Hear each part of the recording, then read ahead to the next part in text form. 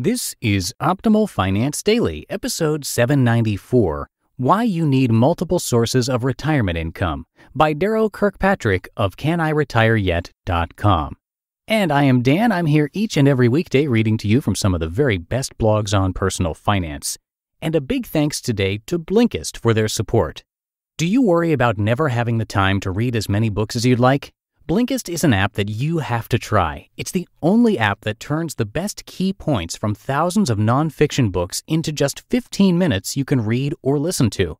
And right now, for a limited time, Blinkist has a special offer just for our audience. Go to Blinkist.com/OFD to start your free 7-day trial. That's Blinkist, spelled Blinkist, Blinkist.com/OFD to start your free 7-day trial. Blinkist.com/OFD. Now let's get right to today's post as we optimize your life. Why You Need Multiple Sources of Retirement Income, by Darrow Kirkpatrick of CanIRetireYet.com. The weather is unpredictable in the high mountains. We carry special clothing for sun, bugs, wind, rain, and cold. There's no single garment that works for all conditions. In generating retirement income, you need diversity too. There is no single income source ideal for all conditions. Some types of retirement income are good for a lifetime but lock you into a set cash flow. Some protect against the menace of inflation but cost more upfront.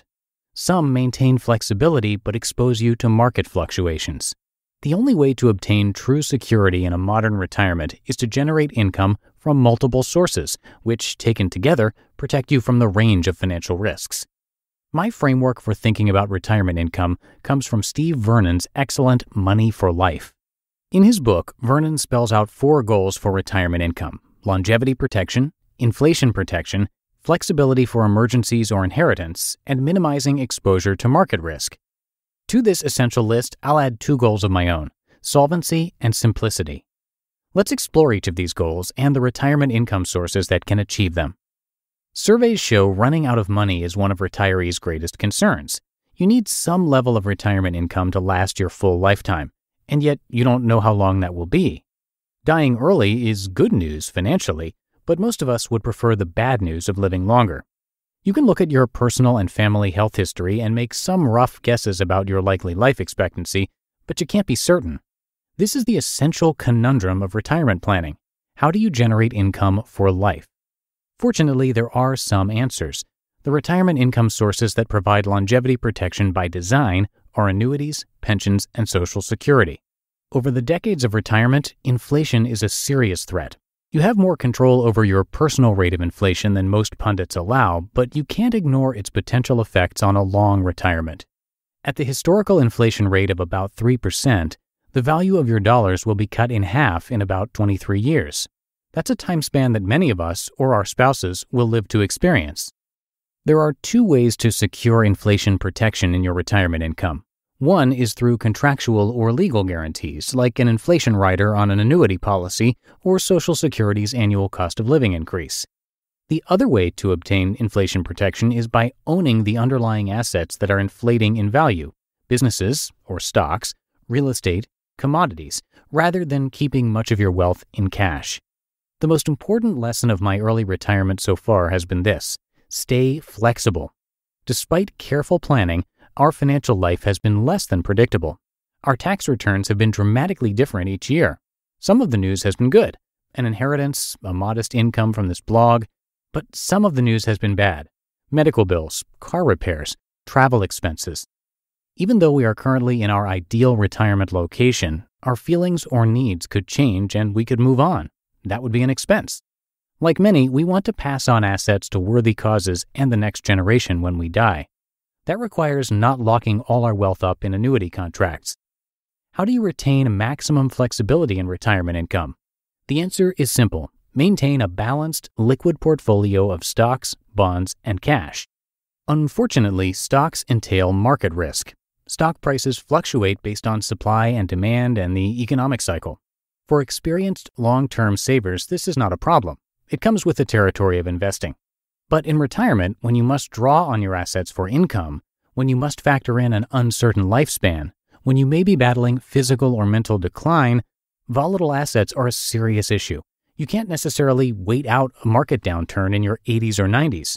The traditional income sources that insulate you from exposure to market volatility are fixed income, bonds, CDs, bank savings. People often think of these kinds of assets as safe, yet they are not safe from longevity risk or inflation. Annuities and Social Security are safer still.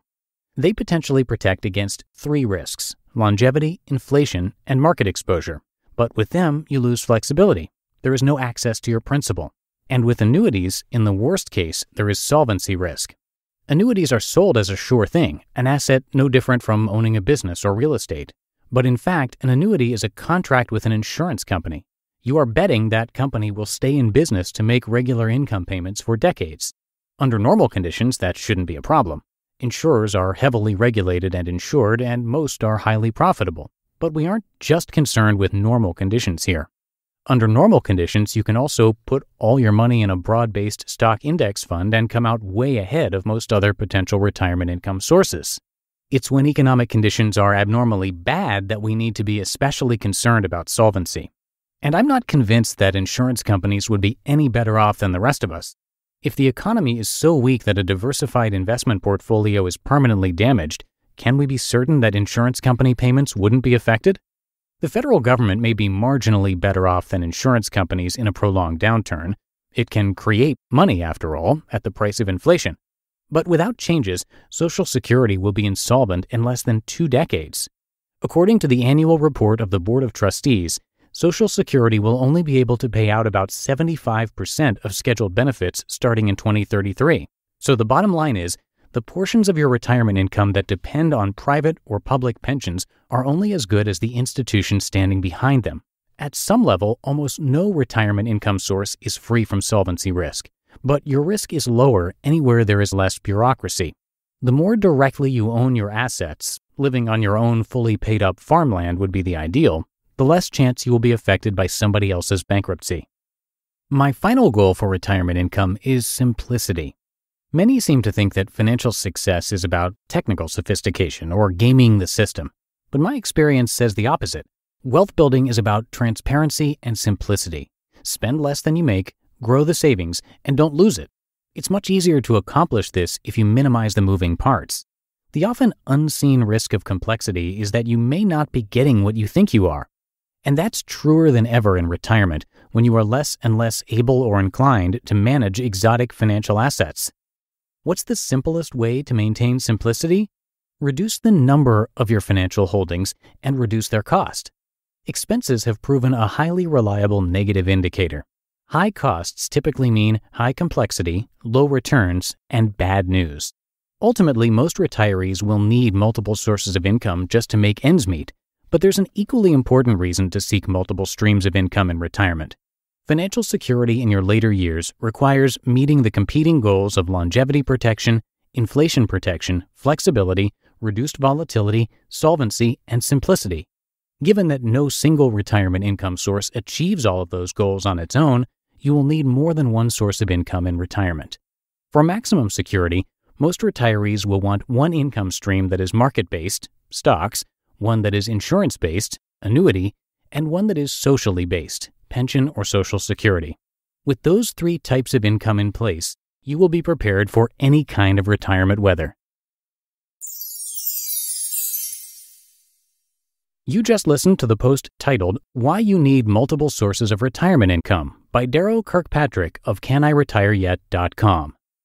And thank you again to our good friends at Blinkist. If your busy lifestyle is getting in the way of your reading goals, Blinkist is an app you need to check out. You no longer have to carve out hours in your week for reading. Why?